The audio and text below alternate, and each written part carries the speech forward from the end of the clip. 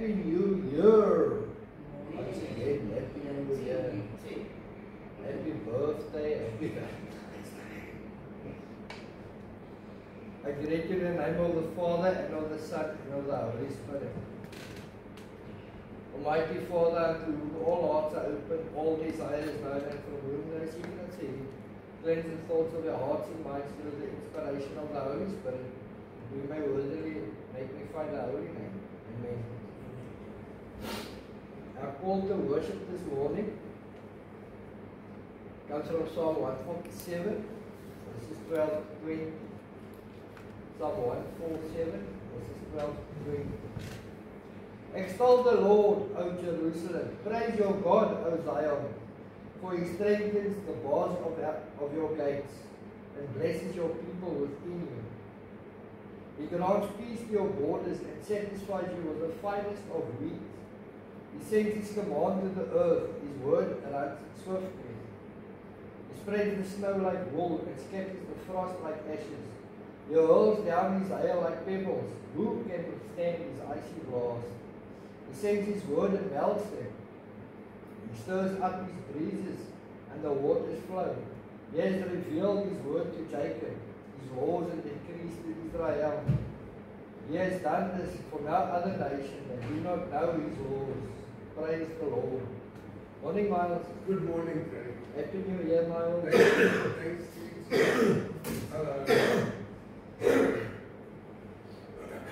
So I'll start off with the old favorite, Amazing Grace. I'm going to be a bit naughty today. I only have New Testament readings on which my sermon is based. So our gospel reading this morning comes from John chapter 1, verses 10 to 18. John chapter 1, verses 10 to 18.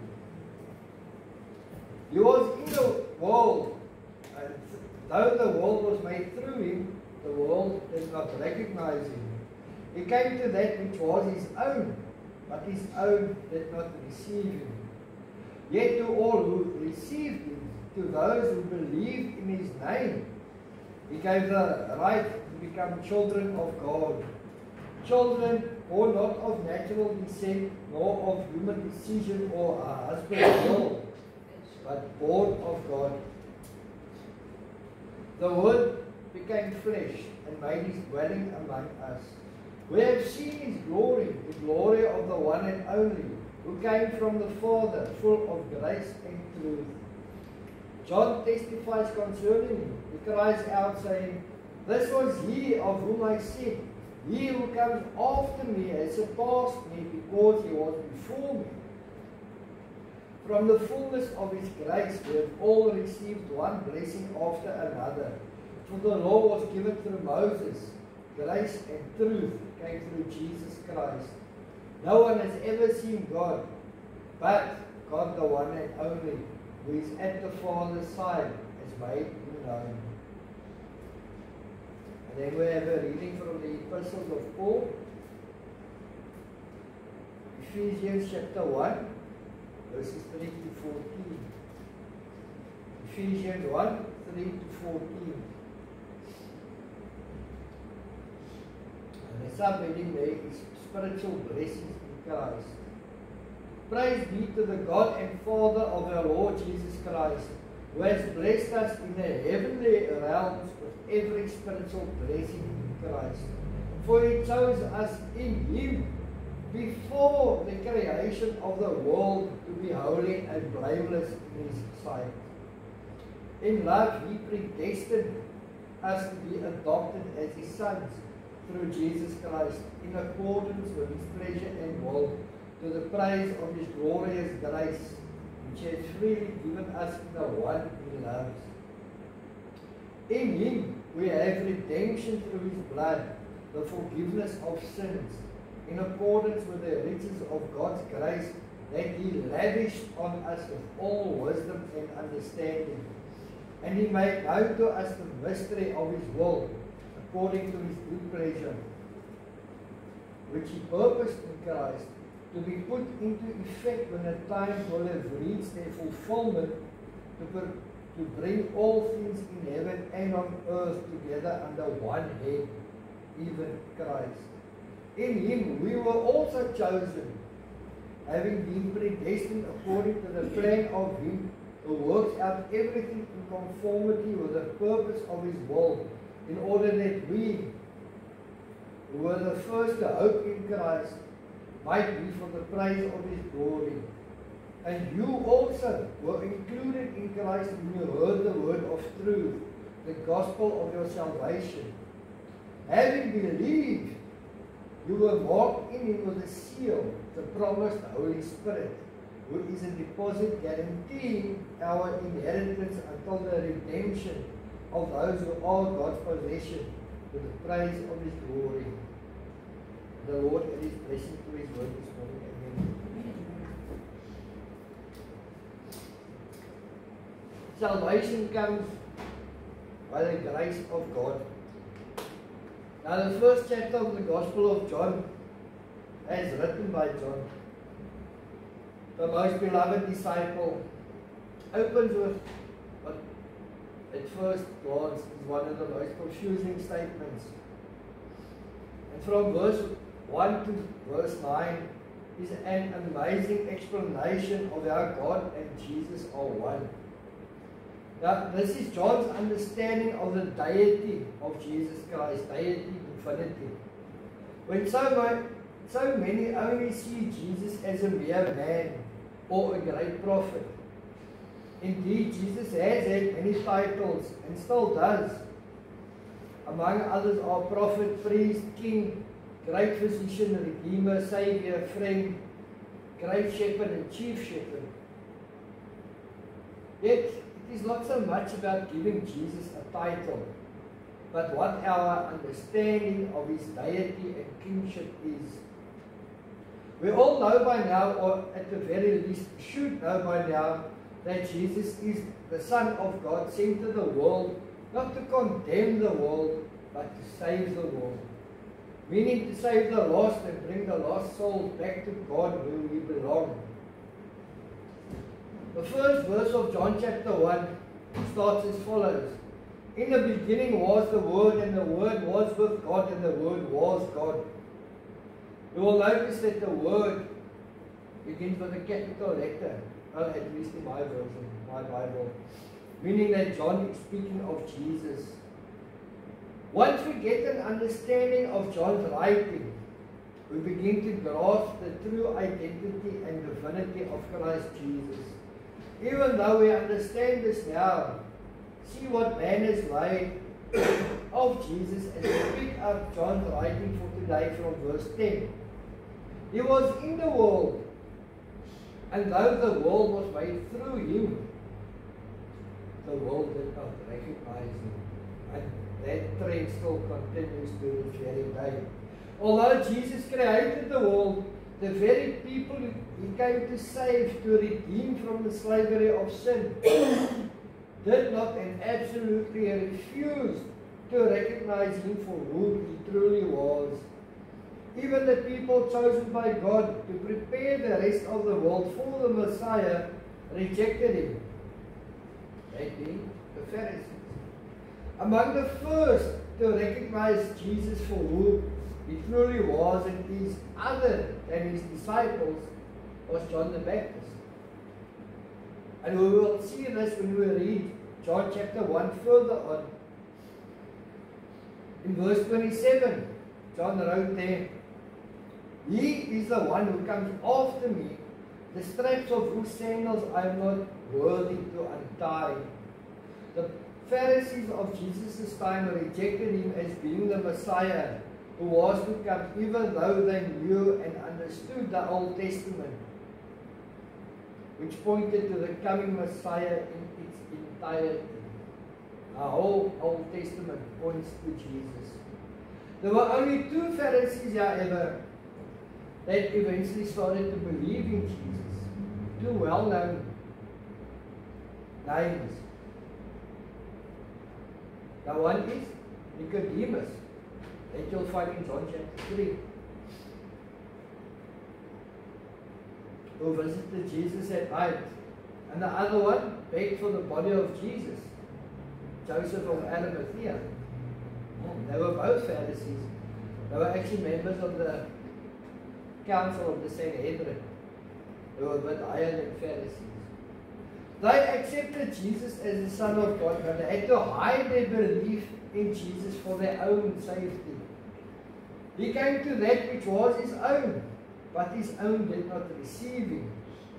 True, Jesus did come to his own, the Jews, for Jesus was born of the line of King David. Jesus came to the Jews first, his own. But even the Jews had the most difficulty accepting Jesus and rejected him. Rejected him for a murderer eventually, for Barabbas. Yet to all who did receive him, to those who believed in his name, he gave the right to become children of God. Now, see what Jesus had done for people, and he's still doing for people.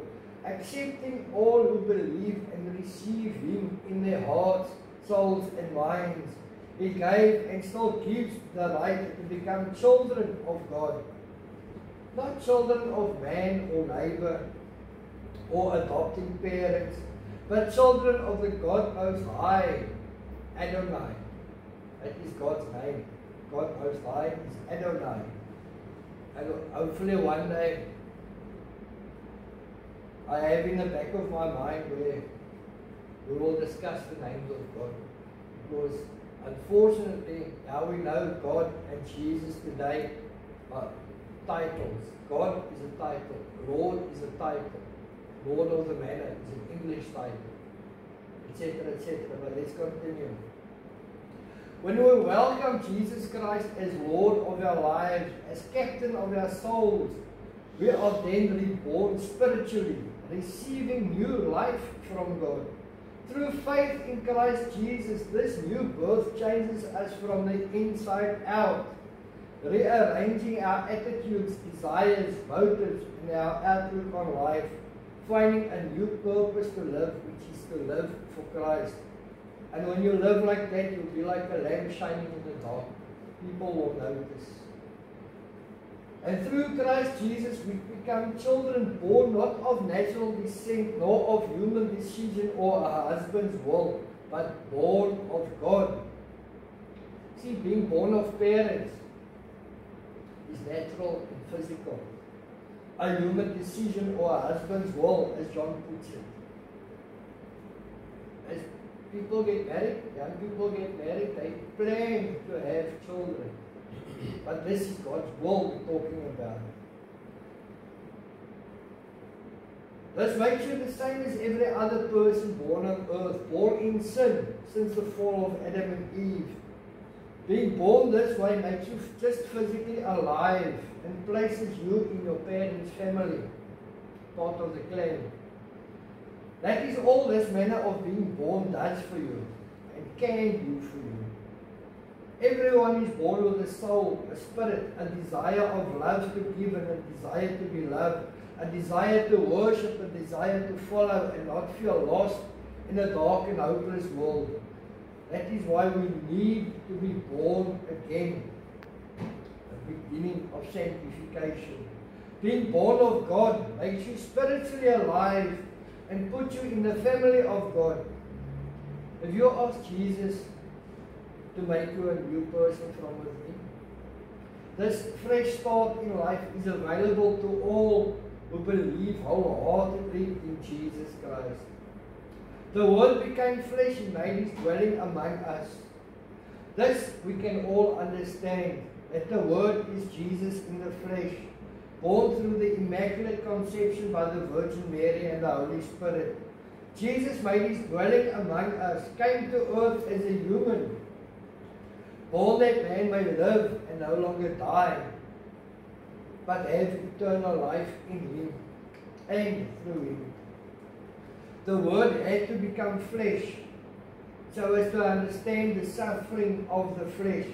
For the Spirit is willing, but the flesh is weak and prone to temptations and illnesses and all manner of things that can cause us to sin and doubt if there is a God. We don't need to doubt if God is there. There is a God, Creator God, Son of God, Jesus Christ. John wrote, we have all seen His glory, the glory of the one and only, who came from the Father, full of grace and truth. Indeed, John saw the very true glory of Christ Jesus in the transfiguration of Jesus on the mountain together with Peter. The true glory of God, of Jesus, shining brighter than the sun. They could not even bear to look at Jesus. So brilliantly, radiantly shining was His glory. Straight from the Father. When Jesus became flesh, He also became the perfect teacher. In Jesus' life, we see how God thinks and therefore how we should think. Jesus became the perfect example of what we ought to become. And He shows us how to live and gives us the power to live that way. Most importantly, Jesus became the perfect sacrifice for all sins, yours and mine. And His death satisfied God's requirements for the removal of sin. Is it in Isaiah or Jeremiah where God eventually says, now I'm not putting you on the spot. When God eventually says, I'm tired of the blood of animals, of bulls and heifers and goats and rams. I just did it out of habit. The sacrifice of the Old Testament. Now we have to sacrifice this animal for that sin and this for that and that for this. Eventually God so bad that the Pharisees sacrificed every single day. That's how much people were sinning. Until God sent Jesus to the world.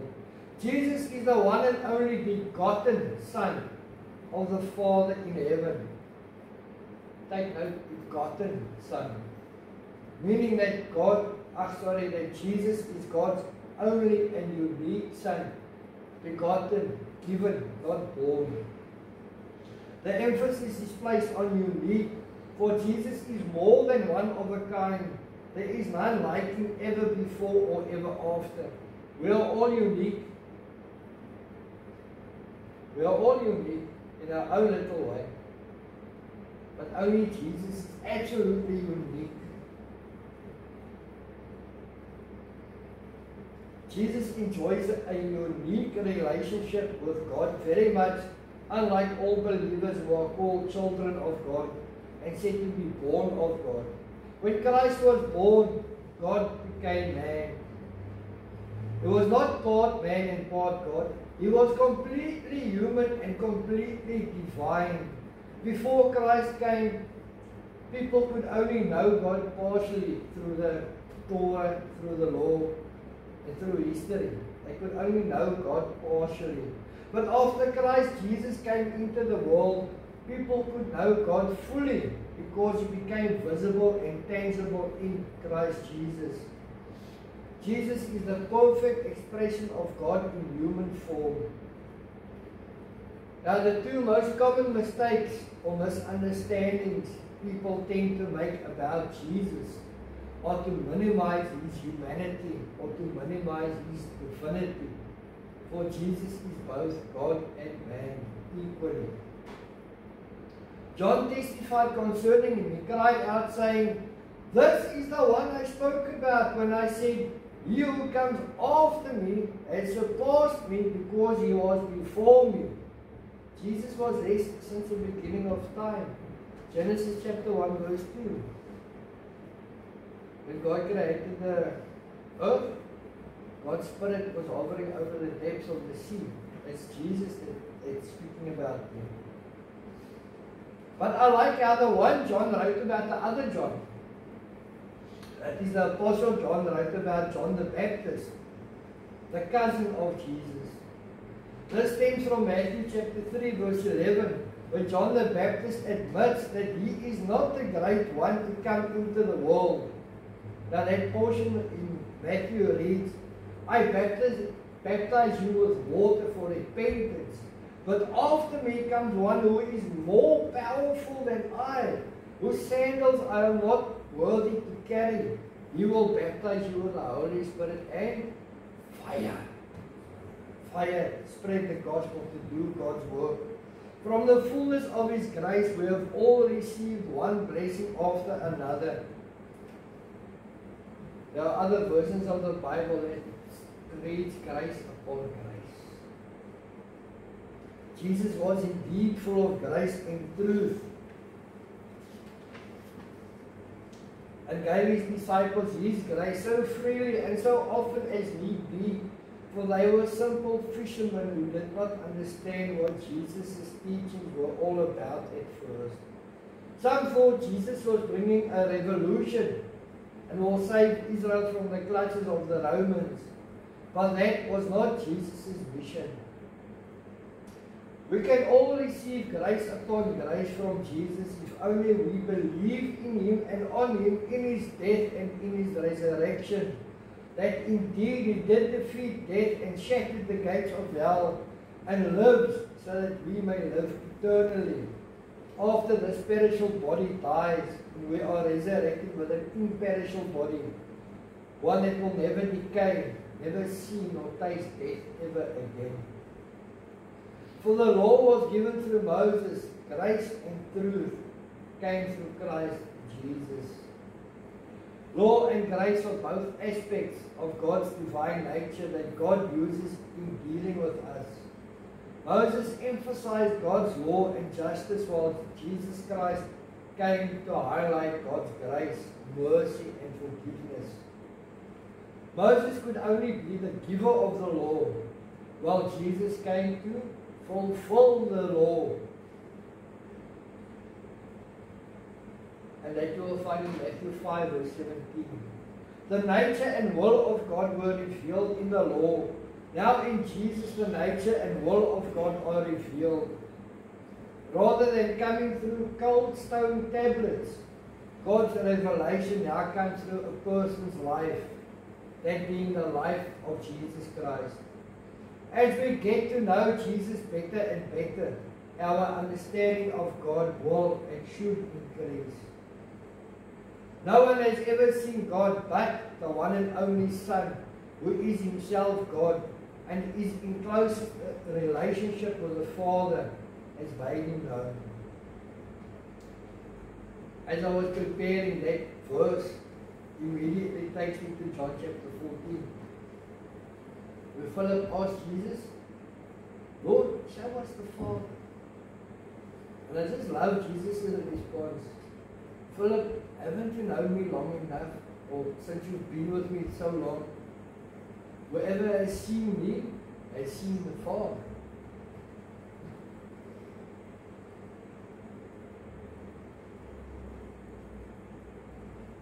And so does the Apostle John agree with that statement in the very beginning of his Gospel. No one has ever seen God but the one and only Son.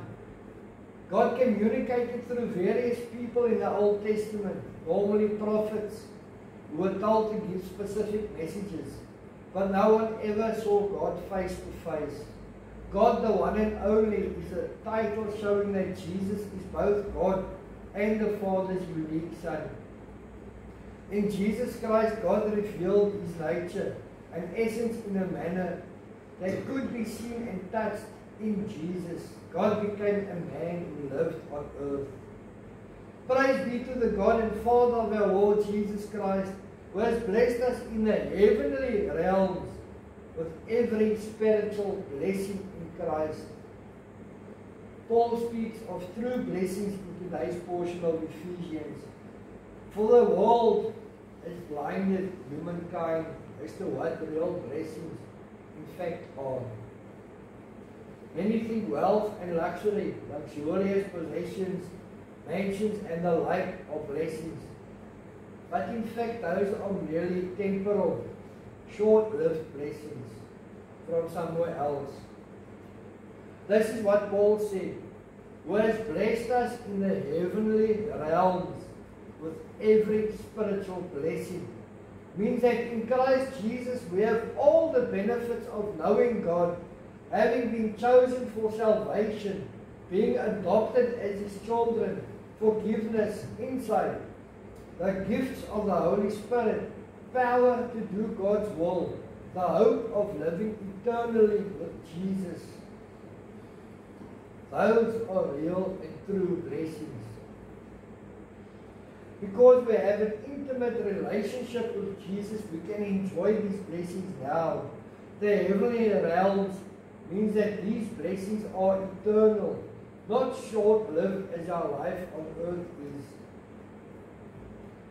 The blessings come from Jesus' spiritual realm, not from the earthly realm of the false God. For He chose us in Him. I want you to listen carefully. For He, that is God, chose us in Him, in Jesus, before the creation of the world to be holy and blameless in His sight. Man, that is long ago, before the creation of the world. Paul wrote that God chose us in Him to emphasize that salvation depends completely on God. We are not saved because we deserve it,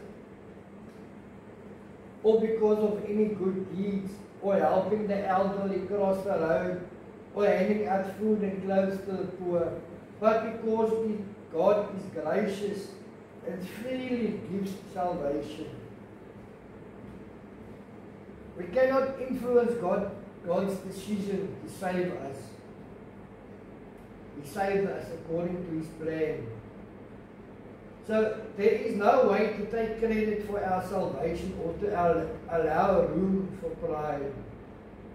The mystery of salvation originated in the timeless mind of God long before we even existed. It is difficult to understand how God could accept us, but because of Jesus we are holy and blameless in His sight. See the astounding statement Paul made. It is astounding, amazing and awesome, because God chose us mere mortals before the creation of the world. Wow. God even chose us above the angels He created. That is very long ago. That is a testament to God's knowledge of the future. God chose us, and when we belong to Him through Jesus Christ, God looks at us as if we have never sinned. Important, when we belong to Jesus Christ, then God looks at us as if we have never sinned. Because through Jesus, our slate is wiped clean of all sin, covered by the precious blood of the Lamb. All we can do is to express our thanks and appreciation for God's amazing love. And how amazing is God's love that we so often take for granted. For in God's great love for us, He predestined us to be adopted as His sons and daughters through Jesus Christ, in accordance with His pleasure and will. God predestined us. What does that word mean? Predestined. I like to use a thesaurus when I'm preparing. Thesaurus gives you one word and all the other words have the same meaning. So if you look up predestined in the thesaurus, it gives us words such as fated, destined, preordained, appointed, predetermined, inevitable.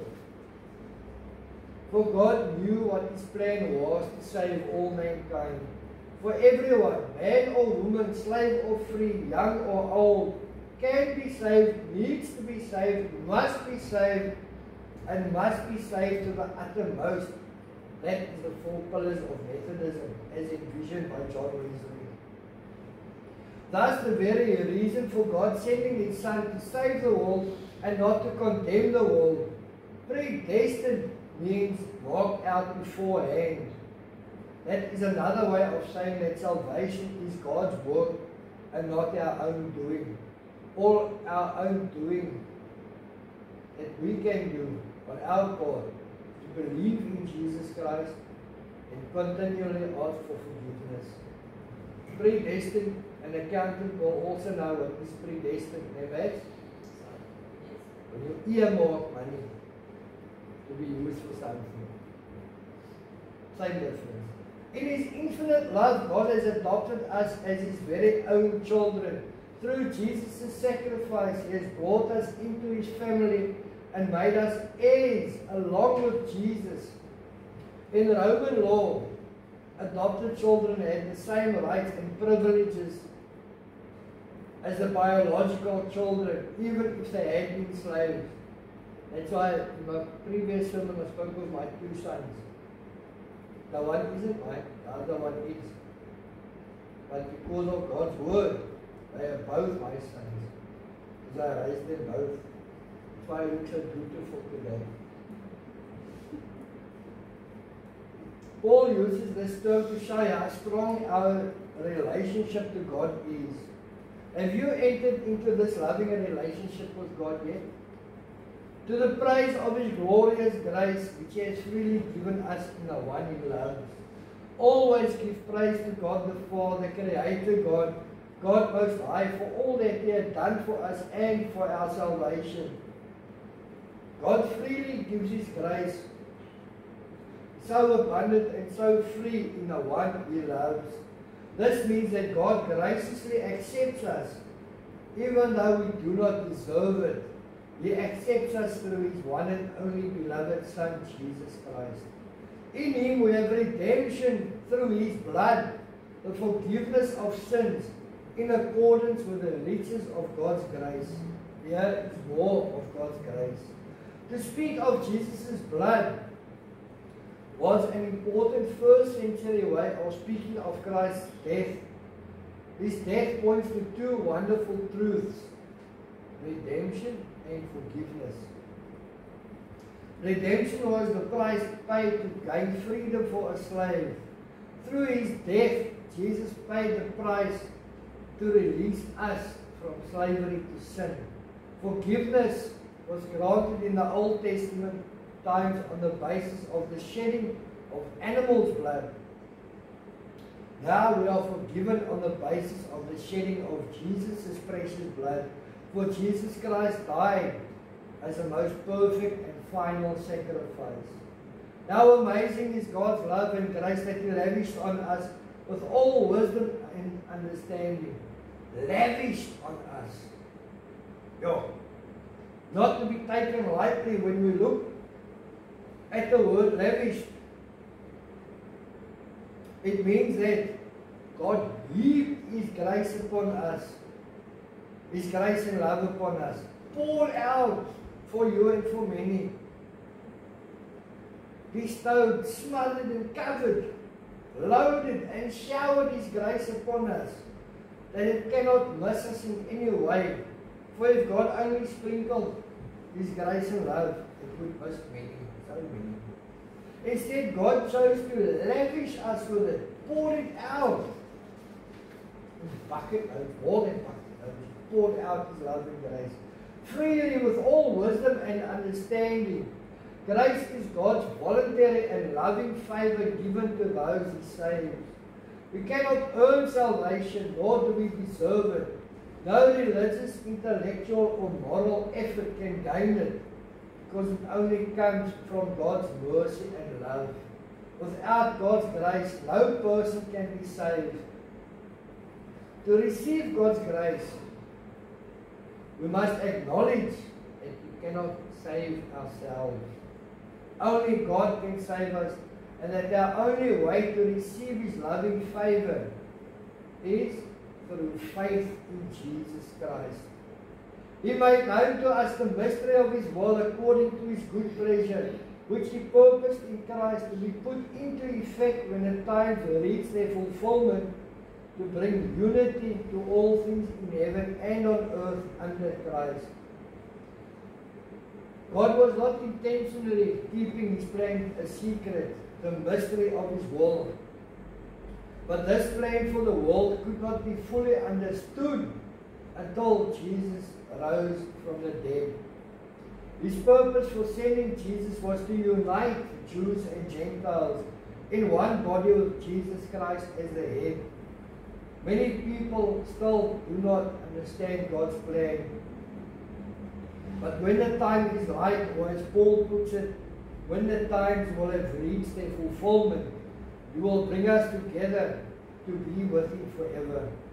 Then everyone will understand on that day. All people will bow down to Jesus as Lord, either because they love Him, because they grew up learning about Jesus, or because they fear His power.